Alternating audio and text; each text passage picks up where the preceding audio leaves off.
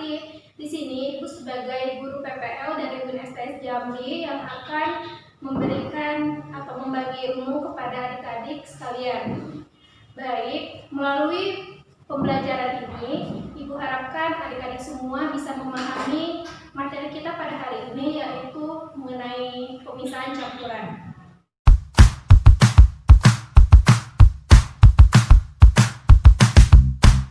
Adik-adik sekalian, jadi pemisahan campuran itu merupakan proses pemisahan dua zat menjadi satu zat agar zat tersebut tidak tercampur lagi atau zat tunggal.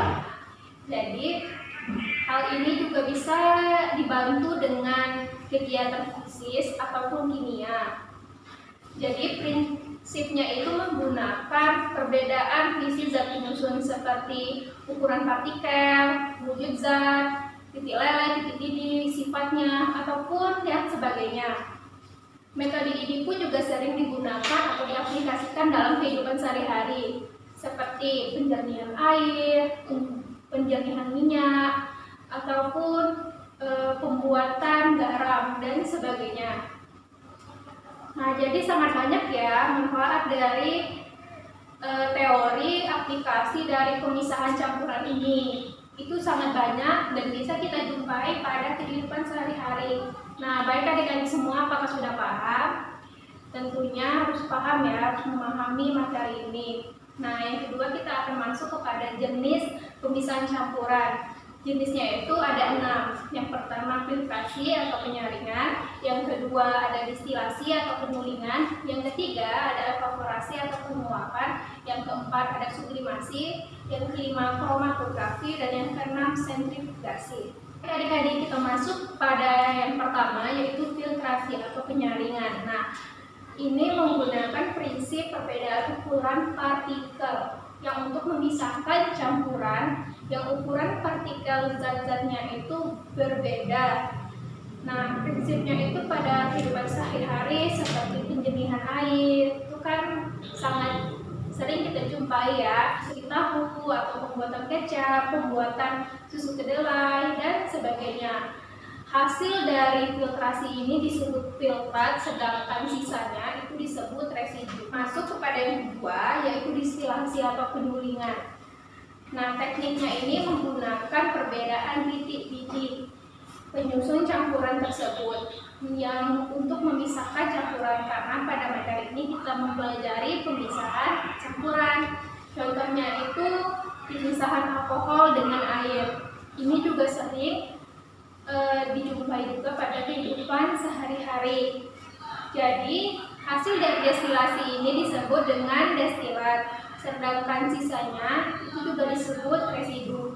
Oke, baik adik-adik, kita masuk ke poin yang ketiga yaitu mengenai evaporasi atau penguapan. Nah, prinsipnya itu menggunakan kemampuan menguap dari zat-zat dalam larutan. Hal ini dipengaruhi semakin besarnya wadah, maka semakin besar pula kemampuannya untuk menguap. Dan sebaliknya, jika wadahnya kecil, maka semakin kecil juga kemampuannya untuk melakukan penguapan. Nah, prinsipnya itu yang digunakan oleh petani garam. Bisa dilihat di gambar ini. Nah, petani garam itu menggunakan prinsip evaporasi ini dengan menguapkan air laut yang nantinya akan menjadi garam yang sering kita konsumsi sehari-hari. Baik, kita masuk ke dalam poin yang keempat yaitu sublimasi. Nah, dasar dari sublimasi ini yaitu dari campuran dua zat padat yang nantinya dia akan melewati fase tidak mencair, sehingga jika ada kotoran pada zat tersebut itu nanti akan tertinggal. Nah, contohnya pada kehidupan sehari-hari yaitu seperti pemisahan kapur barus dari kotoran ataupun pemisahan campuran iodid dari pasir. Oke adik-adik, kita masuk ke dalam poin yang kelima yaitu kromatografi. Nah, dasar dari kromatografi yaitu perbedaan merambat antara partikel-partikel zat yang bercampur pada medium tertentu. Jadi di sini itu ada dua fase. Yang pertama stasioner, itu dalam keadaan diam. Yang kedua itu mobile, yaitu dalam keadaan bergerak. Nah, mobile ini contohnya itu pelarutnya, sedangkan yang stasionernya ini Itu contohnya pada kertas harinya. Nah, ini bisa diaplikasikan pada kehidupan sehari-hari. Contohnya itu dalam pewarnaan zat tinta. Ataupun yang kedua, yaitu ketika hujan, itu kan nanti ada rembesan air pada dinding. Nah, itu contoh dari kromatografi yang ada di kehidupan sehari-hari. Oke adik-adik, kita masuk ke dalam poin yang keenam, poin terakhir, yaitu sentrifugasi. Nah, metode ini juga sering digunakan sebagai pengganti filtrasi dengan catatan jika padatannya itu sangat halus dan campurannya itu sangat sedikit.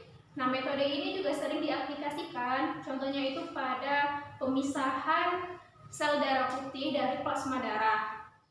Padatannya itu berupa sel-sel darah yang mengumpul di dasar tabung reaksi. Sedangkan cairan yang berada pada bagian atas yaitu adalah plasma darahnya. Seperti itu. Metode ini juga sering digunakan para peneliti untuk meneliti suatu sel darah seseorang ya.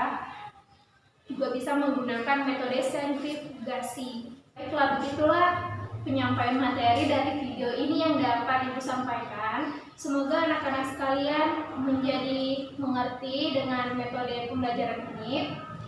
Dapat disimpulkan bahwa pemisahan campuran itu adalah pemisahan dari dua zat atau dia akan menjadi zat tunggal yang dibantu oleh metode kimia ataupun fisika yang sering diaplikasikan pada kehidupan sehari-hari, yaitu seperti pemisahan minyak ataupun pemisahan air dari pasir, penjernihan air ataupun pembuatan garam. Nah, metodenya itu ada 6 seperti yang ada di atas ini.